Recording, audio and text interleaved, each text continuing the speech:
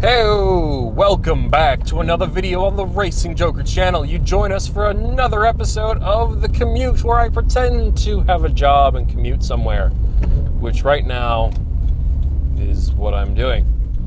BIA.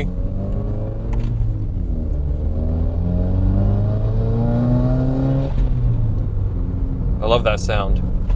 Okay, so today's topic.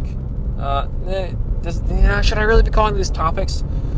Today I'm going to be talking about my top five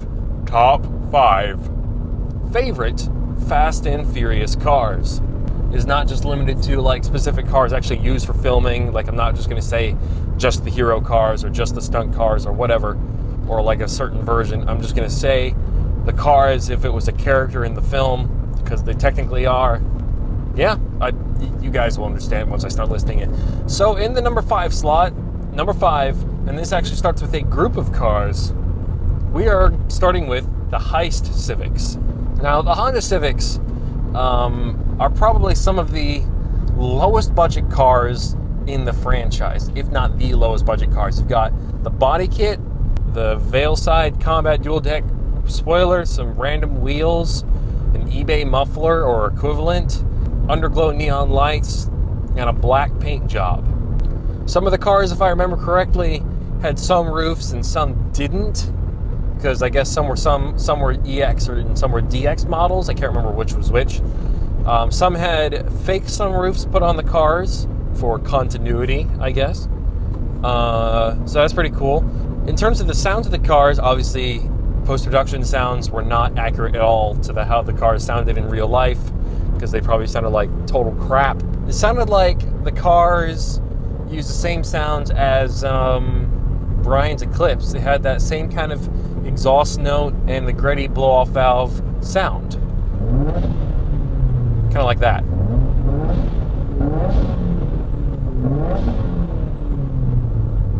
If you can hear that.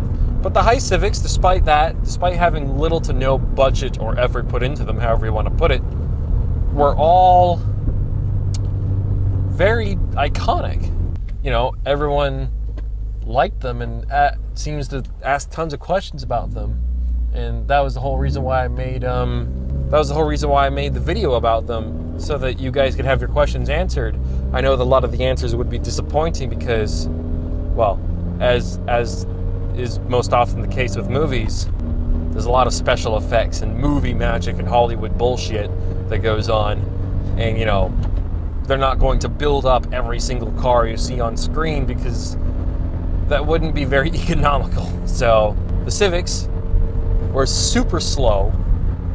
Most of them are autos and just generally are very disappointing cars. I could make a Car Topics Explained episode called The Most Disappointing Cars in the Fast and the Furious franchise, and they'd be close to the top. But I still love them. I like the idea of driving around in the matching Honda Civics and robbing Roger's pickup trucks. I really messed that up there. I think that it's a very iconic set of cars. It's not a single car. You know, a lot of the cars were actually reused in the second film. They were like repainted and stuff and given different body kits. You guys didn't see that, but there was another WRX. Oh, I think that was my uncle and cousin. I'll have to check the camera. But if there was a King Ranch Ford F-150 that I wasn't paying attention to, then that was them. Anyways, in the number 4 slot, we've got Dominic Toretto's 1993 Mazda RX7. Now, the Mazda RX7 in the film, I guess, is fairly controversial or disliked by some of the more pure JDM enthusiasts. Was that Camaro at my gym too? No, the Camaro at my gym had a black stripe on the hood. Anyways, Dominic's Mazda RX7 is interesting to me for a lot of reasons. First of all, I think it's super cool. The Veilside, not the first of all, it's not a Fortune Veilside body kit. It's just one of the other Veilside body kits. I think it looks really cool with the flat headlights, although if I ever got an FD-RX7, I'd put that body kit on it, but I wouldn't do the flat headlights just because pop-up headlights are just so rare nowadays and iconic, and I'd rather keep that. But the red paint job, I think the livery is kind of cool. I mean, I know that the liveries are kind of, you know, the Troy Lee liveries are not prototypical, but they're cool. I think they're really cool. And oh my God, the sound of the RX7, it just speaks to me.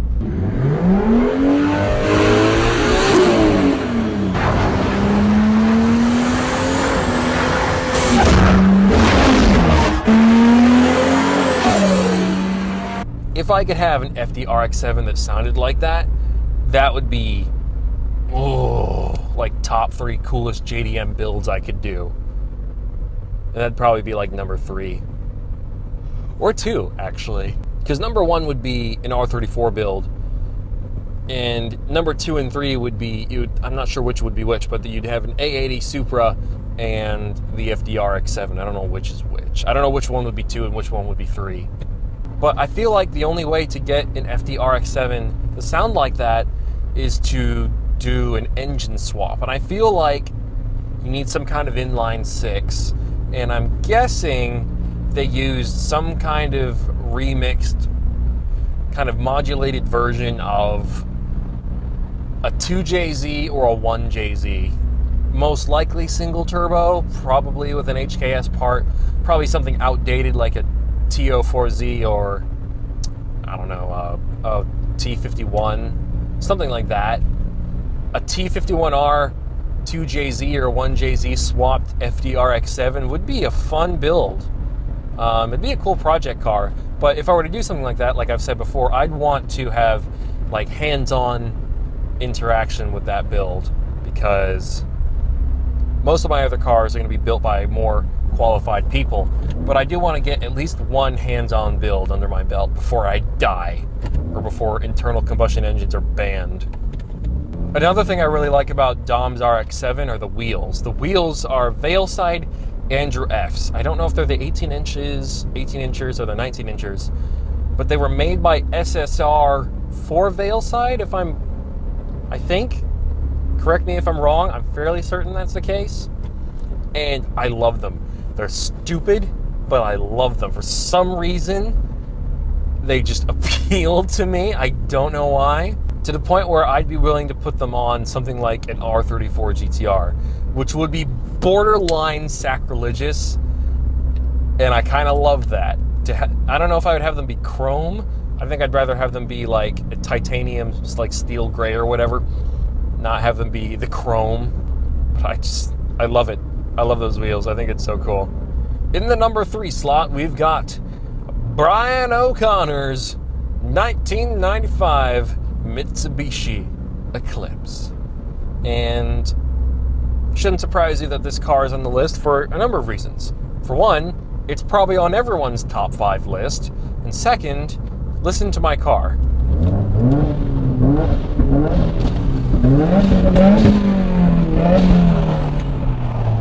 My car, for the most part, sounds like Brian's Eclipse. It's got the Grady Type S blow-off valve from Brian's Eclipse.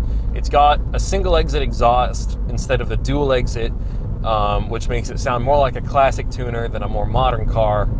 Yeah. Actually, we're going by a graveyard, let's be respectful. But Brian's 1995 Eclipse is, again, kind of like the Civics. It's one of those cars that makes you fall in love with a starter car that you can modify. The 95 Eclipse that Brian has is iconic for several reasons. One, it's the second car, if you count the Heist Civics as like a whole collective single thing. It is the second car that shows up on screen, and it's the first car you see any of the main characters depicted as the driver. You know that Dom and his crew are the ones driving the Civics, but you actually see Brian's face.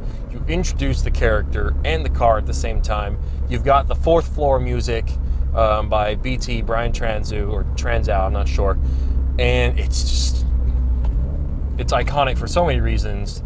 It's the dude I almost had you car. It's the car that he bet the pink slip on. It's just, you've got the sound, you got the body kit, which I think is a replica of another body kit, actually, funnily enough. But it still looks iconic. That big aluminum APR wing. It's all just a great package. It's not, again, much like most of the cars of the time, it's not prototypical whatsoever. The nitrous system is made up nonsense, and it's just, in real life, a super slow and disappointing car with that crappy 420A motor, but still iconic, and we all love it. So, there. In the number 2 slot, we've got Brian's, or Dom's, because it was technically Dom's car. I owe you a 10-second car.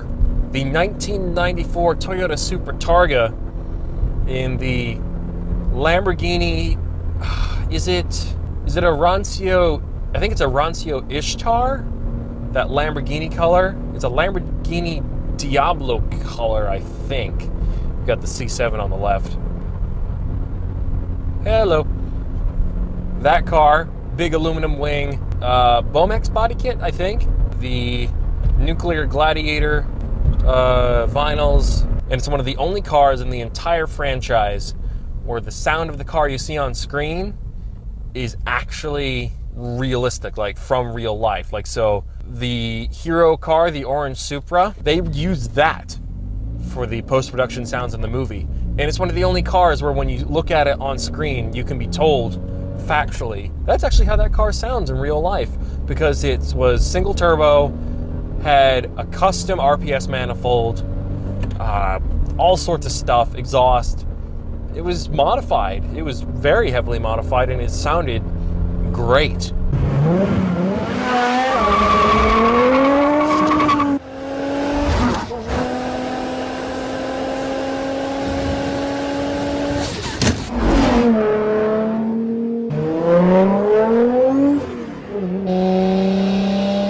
If I got a Supra, I'd want it to sound like that. I don't know if I'd want it. I'm not going to ever replicate a movie car, but if I ever got an A80 Supra, I'd want that RPS manifold with some kind of similar turbo.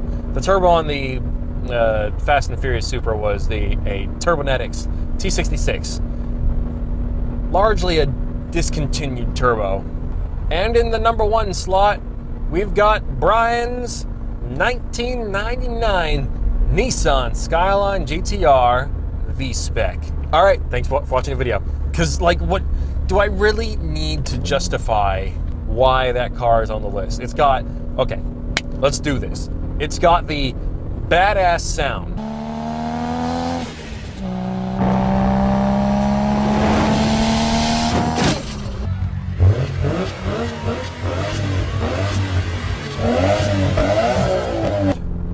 It's got the badass body kit, the C West body kit. You've got, again, the sound. It's using some kind of crazy single turbo setup, RB30, RB26, probably a little bit of 2JZ, because the post-production team seems to really like the 2JZ post-production sound team. I mean, you've got the livery, which is a little kind of controversial, but to this day, extremely iconic. And hands down, at least in the original 3 movies, but in my opinion, in the entire franchise, the way the Too Fast, Too Furious Skyline is introduced, it's the best vehicle introduction scene in the whole franchise.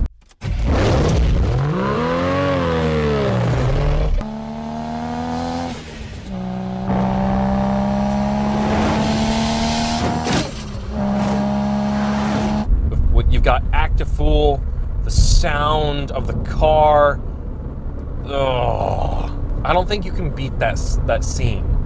I don't know if the people editing that knew what they were making at the time, but I love that scene. You just cannot beat it.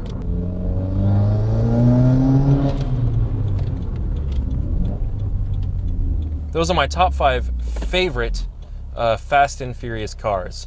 You know, you've got Heist Civics, Dom's RX7, Brian's Eclipse, the Supra, and of course, the Skyline.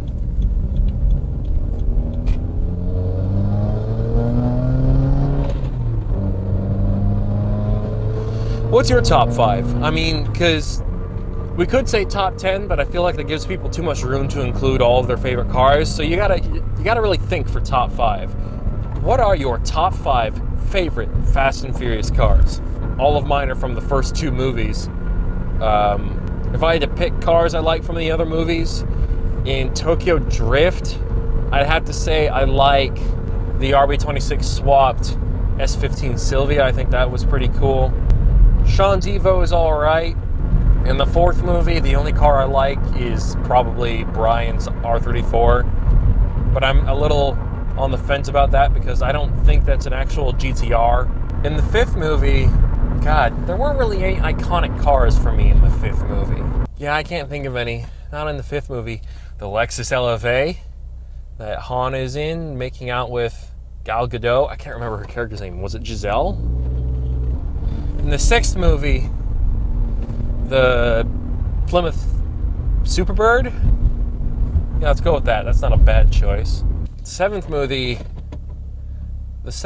I can't remember anything from the 7th movie. Paul Walker's white Supra, I guess, because that was his actual car in real life. I don't really want to talk about Fate of the Furious, and I haven't seen the 9th film yet because it's not out. I don't even know if I'm going to watch it. I've never even fully watched Fate of the Furious because I don't know if I would like it. I don't even think I've fully watched the 7th movie either. But yeah, those are my favorite Fast and the Furious cars. I did top 5 and then I did a bunch of honorable mentions, I guess. Best way to describe them. Oh good, a broken traffic light.